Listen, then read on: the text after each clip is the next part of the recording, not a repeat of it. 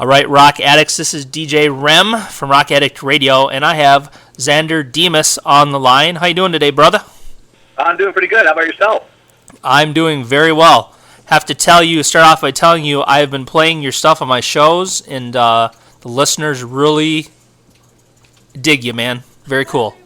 That's awesome. I'm so glad to hear that. Thank you. Yeah, you thanks to the listeners, too. Yes, definitely. You definitely shred. It's pretty cool. So I guess if you can start, so you're just completely solo here, right? Yeah, that is correct. Yeah, I was in a cover band for like a long time, and we had a really good time with it. But we all of us kind of branched off and started doing other stuff, and I started writing this, my solo album probably about a year and a half ago at this point. Sometime in early 2011, I was really bound and determined to go ahead and get it done.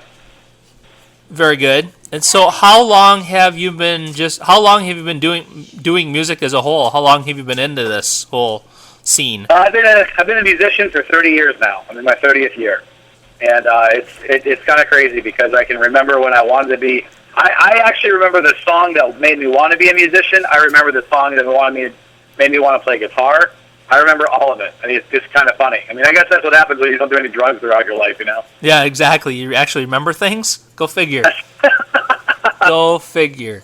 So what was the first song you heard that made you want to be a musician? Talk of the Town by the Pretenders. Nice. I thought this was back when, MTV first came out, and MTV, you remember MTV when they used to play music videos? I do. The very first video I ever saw was Guns N' Roses. Nice. Okay, well, the very first video I remember I saw a bunch of videos, but it was something about the song "Talk of the Town" by the Pretenders that had a really cool hook to it, and the video was kind of cool and kind of dreamy looking and stuff. And I said, I think it'd be really cool to play something. And I started out playing drums, and I wasn't terribly good at it. But then I saw a couple of it was probably a myriad of about 4 or 5 different videos. That had a cool, crunchy guitar sound in them, and I was like, you know what? I think I want to play guitar. And my parents were like, before ADD was ever called ADD, they were like, all right, whatever. Your drums, you're going to kick those out the door now. We're going to go ahead and get your guitar, and that's it. If you don't like guitar, your dreams of being a musician are going to be squashed, And but there were like all kinds of different videos in the beginning, like Night Ranger, Don't Tell Me You Love Me. Probably a couple of Van Halen videos where had a lot to do with that. Stuff like that. Very cool. So what made you decide to do this solo project? Well, it was something that I was talking about for like the longest time, and as the 80s and 90s wore on, I really got into the instrumental guitar players, a lot, and I always said, it'd be cool to do instrumental stuff because I have this really, deep affection and love for like movie scores. I'm not talking about like movie themes like Jaws or Star Wars. Right, I'm talking about like modern score artists, like Hans Zimmer and James Horner and those guys. And I could just sit there and play along with a lot of their movie soundtracks, for hours and stuff. And a lot of them don't have quote unquote shred in there, but they have amazing melodies that are very memorable. And so I always I basically said I've been in this cover band for a while. And I definitely tried my hand at, progressive metal original bands and here and there. And I just said, let me just try the solo thing. And the cool part about it was 2 of the members of my cover band said, hey, we'll do the solo thing with you. And it was a keyboard player and the bass player at the time. Then I had a friend of mine play drums. And so we went out originally as a 4-piece. Now we're a 5-piece because we have a vocalist. And, a couple of different members shifted around and stuff like that. But now it's kind of progressed more towards... I would say like power metal, progressive, European style rock and all that kind of stuff. So right, that's where we are now. Very cool. Why don't you go ahead and mention the other guys, and we'll give them some props too. Sure. Jeff Anslem on drums, and Mario Bresca from a prog metal band here called Sacred Dominion. They jumped in on this with me. Adam Husey on keyboards. He's been with me since the beginning of the solo project. Plus, he was also with me since the beginning of our cover band Into the Arena. And then basically Chris Free on bass, and really great bunch of guys, a bunch of prog heads and stuff like that. So it's kind of cool. We do some really cool writing. So what do you guys have any like shows lined up? Are you doing live gigs right now? You know what? We were doing things kind of hot and heavy all through the summer. I mean, I had a hellacious summer for personal reasons and band reasons and stuff. And like we were doing the Sabbath to the Sabbath project. I was doing that with James Rivera and a couple other friends. Then we had the solo band. Basically, did a few shows here and there. We opened up for Symphony X recently back in September. We pretty much have settled down like with a lot of our shows. We'd like to be. There's a Sonata Arctica show in Pittsburgh. We'd like to be able to get on that. It's in December, and then but we're still going to negotiate that, I think. And then the other thing about that was we don't really have a big schedule planned right now because what we're doing is we're going to kind of jump in and write a follow up to Guitarcadia. Very cool. So but next year, I think next year will probably be we're going to try and get more on more national shows again and stuff. Okay, very cool. So this current album that you have out, where did you record it at? I recorded it in my studio at my house. My former girlfriend, she's a very good sport about a lot of that stuff too. She's very encouraging about, getting all that stuff set up and everything. And I basically a couple years back, I invested in getting a basement kind of set up to be a studio. Now I wasn't like not as sophisticated with sound booths and all that kind of stuff. Not even close to that. But I mean, just the way everything was. I did some creative things with some of the sound baffling and everything, and bought really good mics upon suggestions from people that I trusted. And long story short, we ended up with a pretty cool sounding CD now. But the heart and soul of it was, of course, what CJ Snare from Firehouse did with engineering and mastering it. He really kind of brought it to life. So all I had to do was send him like a kind of a half-assed mix of everything, and he knew where everything had to go. And nice. He's he's got such a great ear. So how long did it take you from the beginning when you started writing for this album to actually recording it? How long did that whole process take you guys? Well, I got to say, it took a while, mainly because, for example, if you go back to my EP that I released in late 2009, early 2010, called Road to Guitarcadia, that was basically kind of like a demo to be set up, for the whole thing. I knew that I wanted the full-length album to be called Guitarcadia, but I just didn't have the funds at the time, and I didn't really have I didn't have the time. I mean, Into the Arena was playing out like almost every weekend, and I really didn't have like all of the guys cemented in who I wanted to record on it, And so those all 5 of those songs that are on the EP made it to the final Guitarcadia album.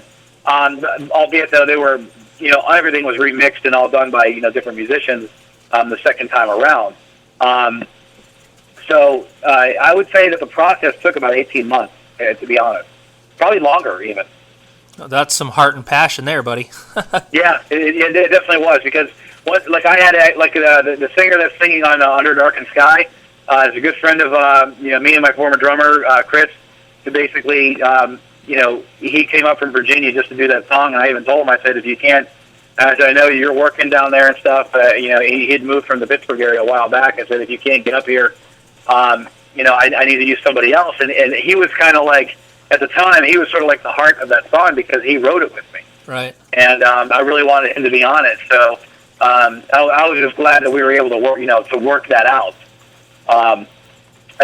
So it was all due to the fact that there were certain deadlines, and CJ, he kind of kept me on certain deadlines as well, because Firehouse is still very popular, and CJ also is doing stuff with Rubicon Cross.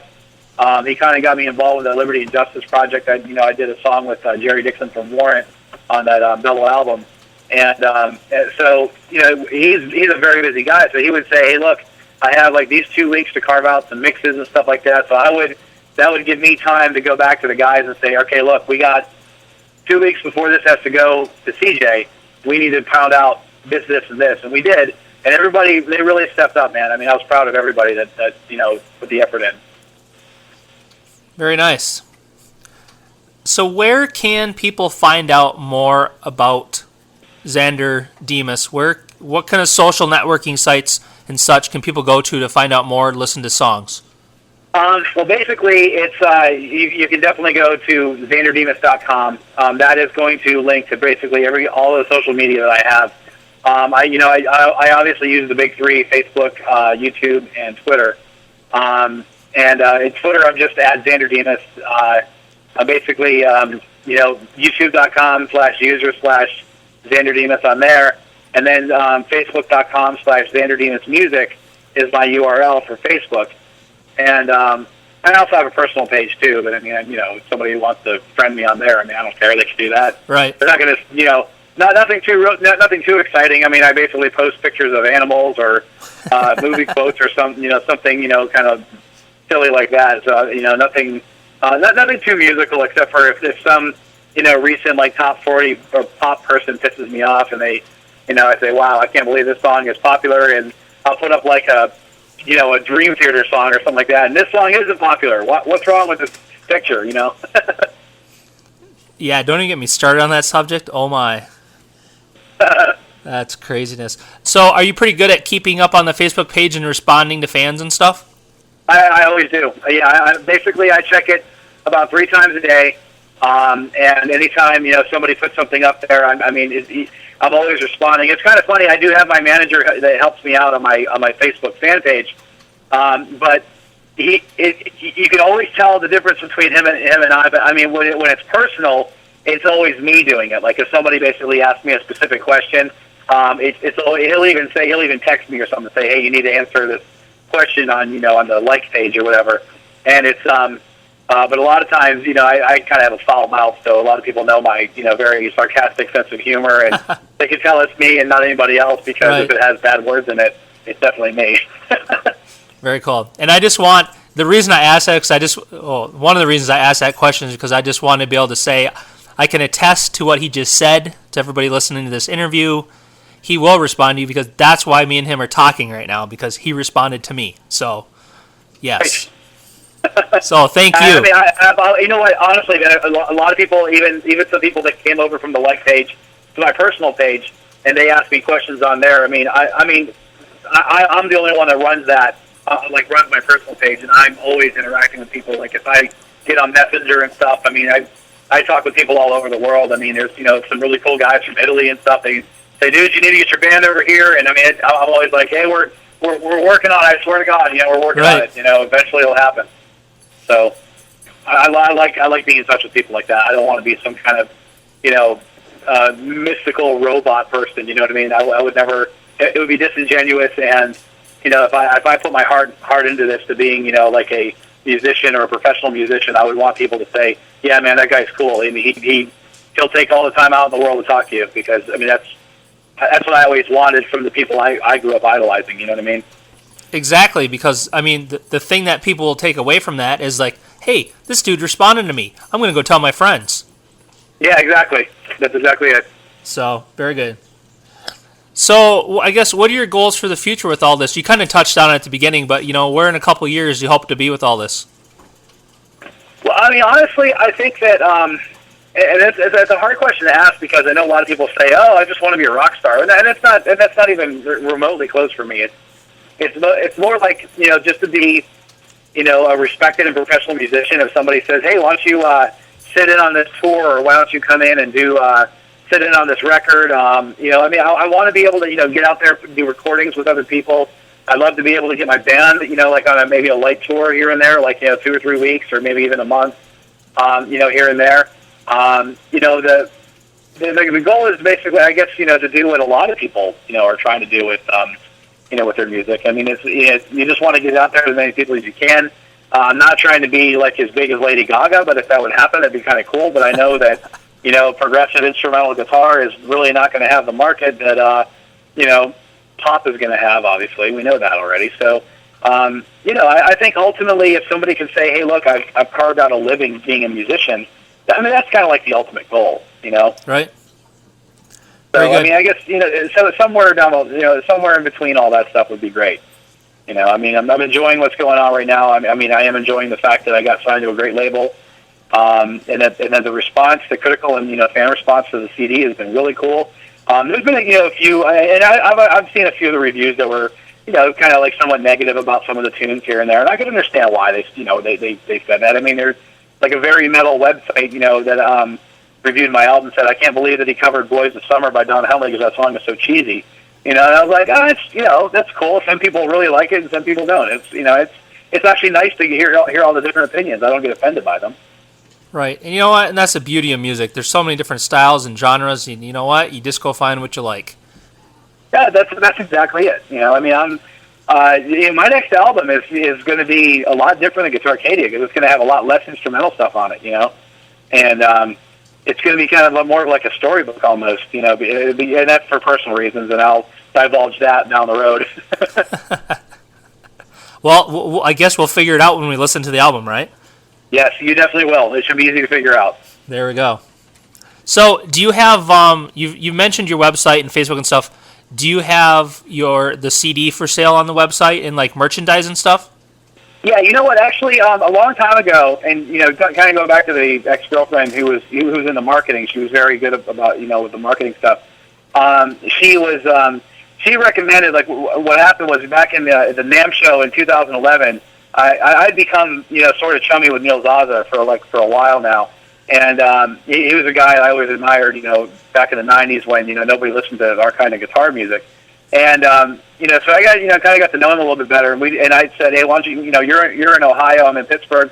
Why don't you come and do a show? I'll open up for you. I said, we'll do what we can to promote it. So we agreed to do that. That was the NAMM show, so we all stayed in touch with each other. And by April, I put my solo band together to open up for him, and he came there, and he just killed it. He's just such an amazing guy. And but during that phase, my former girlfriend, she basically said you should probably set up like a separate ticket site or a separate site, away from your own website. Now, some people said it was a bad idea, some people said it was a good idea, but what I did was I opened up steelcityguitar.com.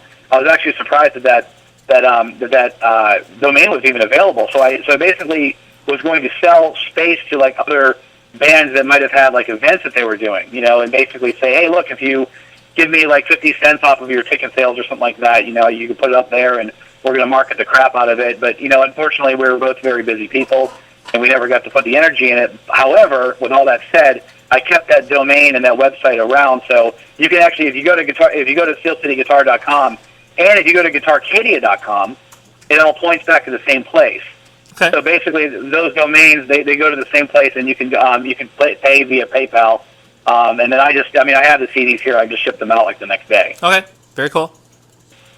Very cool. Thank you. I just like to make sure that when I interview bands or artists that they have an opportunity to plug that stuff because what you guys do, you don't get paid that much for, and it costs a lot of money to do what you do. So try to help you out. Yeah, it's definitely an investment. And the other thing is the digital, the deal that I signed, earlier this year with Rock and Roll Records.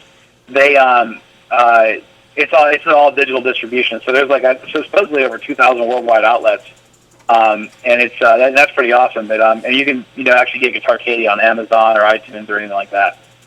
Okay, very cool. Okay, here's a off the wall question. If I grabbed your iPod, your MP3 player, however you listen to music, what bands would I find you listening to right now? Okay, hold on a second because I'm in my car and my iPod is right in front of me. Okay. Okay. And what I'm going to do is it's on pause, so I'm going to go through the last 10 songs. You ready? Go. And it's on shuffle. So we got Until the End by D.C. Cooper. We got Love Walks In from Van Halen. Let me see. We got The Dream Is Over by Van Halen. There's a Eurodance song called This Is My World from a band called B-Charm. There is a Rush Subdivisions. Magnitude 9, The Lies Within the Truth. TNT, Intuition. Breaking Benjamin, The Diary of Jane. Piper, Soldiers Under Command. ABBA, Dancing Queen. Let's see, Accept, Midnight Mover. Hold on a second here. Def Leppard, When Love and Hate Collide. And The Killers, Mr. Brightside. That's like the last 15 tunes I listened to. Nice. I love your wide range of stuff. That's awesome. And the funny thing is, other people say, dude, how can you listen to like ABBA or how can you listen to this? It's seriously. I mean, I was a big ABBA fan when I was a kid, like 10, 11 years old. I just was like, okay, this music's real kind of cool and poppy, and I used to laugh at all the people like the Saturday Night Fever disco people because I'm 43, so when that stuff was big, I was like 8 or 9 years old, and right. The only thing that mattered to me back then was Kiss and Star Wars. Yep. And the funny part about it was, Kiss never made me want to be a musician. I don't understand how that happened. You're not wearing makeup and big, huge high heels, huh? Jeez. No, I don't know what it was. I think my parents at the time, they scared me about Kiss. They was just basically like, oh, they're so evil and stuff like that. Now everyone looks at him like, oh, come on, dude, really? Did we really think that back then?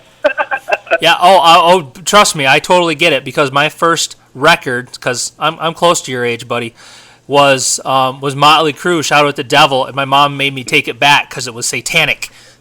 Yeah, you know what? It's funny that you said that because I remember my mother walked into my bedroom one time. I was about 14 or 15, I think, when Shout at the Devil came out, and I was listening to it on tape. I had a cassette, right? And Helter Skelter was playing, and my mom, she knew that song from the Beatles, because of the whole Manson murders and all that stuff or whatever, right? And when she walked in, she's like, "Are you listening to Helter Skelter?" And I said, "No." And I looked over since it wasn't on the turntable. I said, "Oh no, Mom, it's on the radio." And she's like, "Oh, turn that damn song off." So I was like, "Okay." I pretended I turned the dial and I turned the tape off. She didn't even know it. But it's like, nowadays. I mean, my mom, God bless her, she's a big supporter of my music and stuff. She looks back at that now and she laughs. I will, however, give her credit. She did at one time. She picked out Yngwie back in like '84 or '85. Oh wow! And she said that guy's amazing. Whoever this guy is playing can actually play guitar. Uh-huh. And she always said Eddie Van Halen only made noise, but Yngwie could actually play. And I'm like, I told her like a few years back. I said, "Remember when you said that, Mom?" I said, "Yeah, I tried to be somewhere in between." Right. Exactly. That's cool. Thank you for sharing that story. I appreciate that. No problem. What's the craziest thing that's ever happened to you at a live show before? Wow. I guess there's been a couple incidents. I got to say that one of the funniest ones was in a band I was in back in the early '90s, right before I moved from Florida to Pittsburgh. They had like this oil wrestling match going on, in between all these band sets, and I even said to my guys in the band, I'm like, "What the hell are we doing playing the show?" And they said, "Well, they asked us to do this at the last minute. It was kind of fun." I'm like, "Wow, this is really lame, guys." And so we were just, we took it in stride though. So we got up there and we didn't realize one of the other bands canceled, right? So we're playing and we play our original stuff and they were like, "Okay, well now we're out of material," and they wanted us to keep playing. So all the girls, the oil wrestlers, were all hammered and they were like, getting up on stage and dancing, on stage while we were playing. And we're like, "What are we gonna play?" So we played "Pour Some Sugar on Me," bad idea, and we played the song "Fly Me Courageous" by Driving and Crying. Even worse idea because they were dancing and grinding on us. I got so slippery I fell off the damn stage with my guitar in my hand. So that sounds like a pretty good experience overall. it wasn't bad. I mean, I should have grabbed a bikini top on the way down, but I was right. I was trying to save my guitar. That's funny. Very cool. I love asking that question because I never know what I'm going to get. It's awesome. I'd be curious to hear what like other people's stories have been. But luckily, I've never been, knock on wood, I've never been electrocuted I've heard some of these stories. I mean, it's just, I think one of my favorites I read as a kid was basically when before wirelesses were really reliable. I remember reading this story about George Lynch getting ready to jump into a solo, and he basically stepped on his cord and pulled it out. Right when he was about to jump into the solo, I'm thinking to myself, "Oh God, I think that did happen to me once or twice." Yeah, I think trying to think of some of the crazy ones. I've had some crazy ones. And I'm not even going to share. Probably the one that made me laugh the most was though they told me that the band, they were all trashed, and I think it was the guitar player, one of the guys. He started trying to take bong hits off the fog machine. Oh my God! I was like, okay. Okay, just imagine your lungs burning over that stuff. Yeah, that'd be not so good. Yeah. Not so good. Yeah, definitely not. All right. Anything else that I have not asked you that you want to make sure people know about you guys? Well, no, I think you pretty much covered it all. Like I said, just stay tuned to the social media stuff. We do try to do like a lot of interactive stuff with people, and the next album is kind of at this point is going to be untitled. I think basically we're going with "Dancing Through the Daggers" is basically going to be the title. And like I said, everybody will know what that means when the album comes out, and that's we're in the process of writing it right now. So it definitely is going to be cool. And it's I would hope that people are going to like the approach that we're taking. I mean, there's going to be 3 instrumental tunes and 7 vocal tunes, as opposed to the 8 instrumental tunes and 2 vocal tunes that were on Guitarcadia. Very cool. So I hope people do dig the reversal a little bit. And if it comes down to that, if we decide not to name the band after me, we are continuing with that, we might go with a band name or something like that. I'll probably do another mostly instrumental CD on my own. So I mean, I have the resources, and so I love recording. Guitarcadia was really a process of just welled up of material that I've had for years. The song Metagalactic on there, basically I wrote in 1988. So I mean that's how old that song is. Nice. It's been around a bit. Mm-hmm. Just so you're aware, we just recently, probably within the last month, we started streaming 24/7 at the station, and I have 2 of your tracks in the daily rotation too. Oh, nice. Which ones do you have? I have Right Angles and Chase the Sun. Oh, very cool. Okay, great. Very much appreciated. I'm actually going to have a new instrumental coming out that I'm going to kind of do the thing I did with the Road to Guitarcadia. What I'm going to do is, in probably about 4 or 5 months, I am going to release another EP, but it's going to be probably just digital only. It's probably going to be my own dime. I'm not really asked Rock and Growl to put it, but if they want to, they can. It's going to have songs on it, 1 vocal, 1 instrument, and then a couple of remixes of some of the other tunes. Like, for example, we actually got a killer live recording of Right Angles, so we're going to put that out. Excellent. Make sure you get that to me, and I'll get it in the stream. All right, cool. And then we're actually going to have the extended version of the song Guitarcadia with the extended keyboard beginning. Okay. So it's going to be like a 4 or 5 song EP. Just to have some specialty stuff on there, and it's just going to again be a preview for the full length Dancing Through the Daggers album, which will probably we're going to probably try to get that out by summer of next year. I think is going to be a good goal. Okay. One last thing to ask you. I'd love a couple of radio tags if you don't mind. Absolutely. So for the first one, you can just say your name and then say you're listening to rockaddictradio.com. Hey everybody, this is Xander Demas, and you are listening to rockaddictradio.com. Okay, and then the second one, the same thing, but just throw in there that you're listening to DJ REM at Rock Addict Radio. Hey everybody, it's Xander Demas, and you are listening to DJ REM and rockaddictradio.com. Very cool, man. I'll get this edited up, and I will get it up on YouTube within the next week, and I'll get the link out to you, and then we'll spam the world with it. Awesome, man. Much appreciated. I love it. Thank you so much for having me on the show. Yeah, me too. Like I said, when I first heard your stuff, I instantly fell in love with the music, and that was it. And usually when that happens, I'm I'm looking for the artist. I'm like, you guys want to do an interview? So definitely. Oh man, no, seriously, it's an honor, man. Anytime anyone takes the time out to speak with me, I'm very much appreciative. So it's been great. Very cool. Okay, well, tell the other guys I said what's up, and I look forward to the live tracks and the EP coming, and so yeah. Excellent. Yeah, we will definitely we'll stay in touch, and I'll definitely give you the heads up when that comes out. Yep, and if you want next summer when the next album comes out, like around, because I assume you'll do some sort of release kind of party or whatever. Yep. And something leading up to that, we can do another interview to help promote that. So.